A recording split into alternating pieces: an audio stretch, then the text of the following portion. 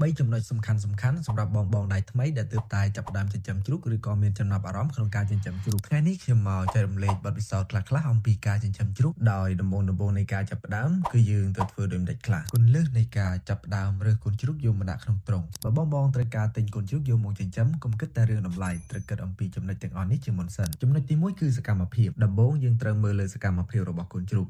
ដែលមានសុខភាពល្អគួរតែសកម្មដើររហ័សភ្នែកភ្លឺនិងមានចំណង់លើអាហារបានល្អមិនគួរជ្រើសរើសកូនជ្រូកដែលនៅស្ងៀមខ្សោយឬមិនសូវចាប់អារម្មណ៍ទៅលើចំណីនោះទេទី2រាងកាយចំណុចនេះត្រូវមើលលើរាងកាយនិងជើងរបស់វាជ្រើសរើសកូនជ្រូកដែលមានរាងកាយសមស្របសាច់ល្អជើងរឹងមាំនិងដើរបានធម្មតាមិនគួរជ្រើសរើសកូនជ្រូកដែលស្គមខ្លាំងជើងទន់ដែលខុសធម្មតាឬមានរបួសនៅលើខ្លួននោះទេទី3ប្រភពការជ្រើសរើសកូនជ្រូកគួរជ្រើសរើសពីកន្លែងណាដែលមានប្រភពច្បាស់លាស់និងការគ្រប់គ្រងសុខភាពសត្វបានល្អបើយើងជ្រើសរើសកូនជ្រូកបានល្អតាំងពីថ្ងៃដំបូងការចិញ្ចឹមនៅថ្ងៃក្រោយក៏មានភាពល្អប្រសើរជាងមុនហើយនឹងកាត់បន្ថយហានិភ័យនៃការជួបបញ្ហាផងដែរចង់ទទួលបានវិធីសាស្ត្រថ្មីបន្ថែមទៀត follow មួយ